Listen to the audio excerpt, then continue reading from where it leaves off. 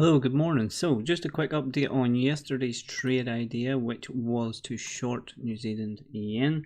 We were looking for a 2-hour close, so a close retest as pointed out here.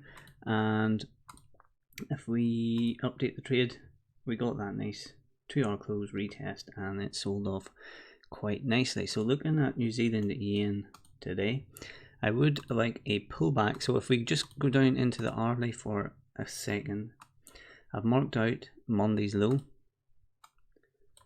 You can see that that acted as support here, a little bit of support here. We've got that breakdown, and now if we can get a pullback into Monday's low, I'll look for a break of structure and look for a selling opportunity. There is a few target levels, and let me just go back to the 2-hour. We do have this candle low. I'm not saying that this low will go, but I'd say first target area, if we get that pullback, is just this low, and then if we break on down with momentum, and then we can target that low around 79.5. So yeah, nothing too complicated, just looking for a pullback into Monday's low. You can see it act as support here, could turn to resistance and could be a selling opportunity. First target will be the low that created the pullback, if we do indeed get that pullback on New Zealand yen. Yesterday we took Euro New Zealand in the group. Just a quick breakdown of that.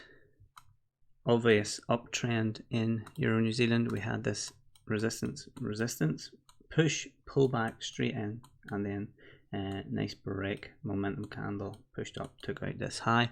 Still running 20% of this trade. And I am also looking at CAD yen. I don't want to take up too much of your time, but I prefer New Zealand yen. But if we take a look at CAD yen as well, and we go down into the hourly, we can see the last few trades to the downside. Monday's range, we got that spike up on the Tuesday, and that was a catalyst for pushing price lower. We had Monday's range, spike up on the Tuesday, and that was a catalyst for pushing price lower.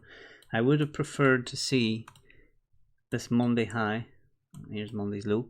If we could come up, take that, then I would get involved with a CAD yen short, but also aware that last week's low is acting as support. So we have support here, Monday's low acting as support, and we have a little bit of support here. So possibly if we break down and retest, then I will look for selling opportunities in CAD yen. But as I say, I prefer New Zealand yen at the moment.